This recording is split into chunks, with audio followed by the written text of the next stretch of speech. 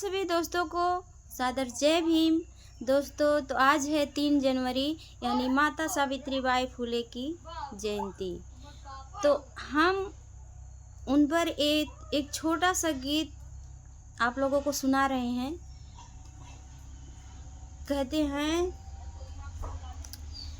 ज्योतिबा फूले साहब जी का राहनी गुजरिया हे मायरिया हमारी ना, हे मायरिया हमारी ना, पूजी तो हारी चरनिया हे मायरिया हमारी ना, पूजी तो हारी चरनिया हे मायरिया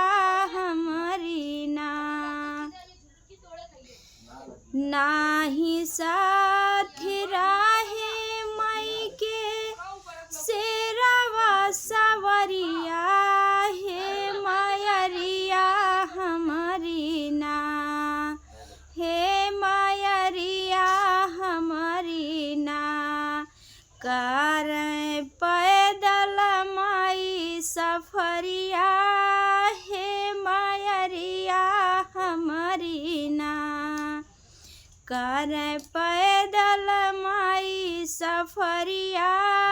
हे मायरिया हमारी ना, नाही हाथ राहे माई के ढाल तलवरिया हे मायरिया हमारी ना, हे मायरिया हमारी ना, मारे दुश्मनी के थपड़िया हे मायरिया